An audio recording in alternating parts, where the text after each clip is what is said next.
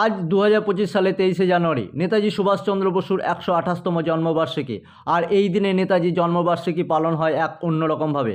নেতাজির স্পর্শ করা চেয়ারে পুজো করে শ্রদ্ধা জানান একটি পরিবার। সালটা 1940 সালে 28শে এপ্রিল। পশ্চিমবঙ্গের বাঁকুড়ার গঙ্গাজল ঘাটিতে একটি সভায় যোগ দিয়েছিলেন নেতাজি। ভিড়ে ঠাসা সেই সভায় নেতাজির জন্য রানীগঞ্জ থেকে সোফা ভাড়া করে এনেছিলেন আয়োজকেরা। কিন্তু নেতাজি মঞ্চে উঠে সোফা সরিয়ে পাশে রাখা একটি কাঠের চেয়ার টেনে বসে পড়েন। সভা শেষ হতেই বাঁকুড়ার দেশুরিয়া গ্রামের বাসিন্দা রামরূপ কর্মকার ছুটে যান মঞ্চে। তার কাছ থেকে আনা কাঠের চেয়ারেই বসেছিলেন নেতাজি।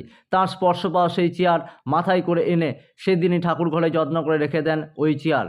বাড়ির সকলকে জানিয়ে দেন ওই চেয়ারে নেতাজি বসেছেন, তাতে বসার অধিকার আর কারো নেই। দীর্ঘ 8 দশক কেটে গেছে, সময় নিয়মে প্রয়াত হয়েছেন রামরূপ, কিন্তু নেতাজির চেয়ার আজও আছে কর্মকার পরিবারের ঠাকুর ঘরে। আজও প্রতিদিন কর্মকার পরিবারে কুলদেবী মনসার নিত্য পুজোর পাশাপাশি ঠাকুর ঘরে রাখা চেয়ারে নেতাজির ছবিতে মালা পরিয়ে দেন পরিবারের সদস্যরা। ফুল দিয়ে সাজানো হয় চেয়ারটিকে। আর প্রতি বছর 23শে জানুয়ারি নেতাজির জন্মদিনে বাড়ির বারান্দায় সেই চেয়ারটিকে ফুল দিয়ে সাজিয়ে নামিয়ে জনসমক্ষে নিয়ে আসেন কর্মকার পরিবারের বর্তমান সদস্যরা।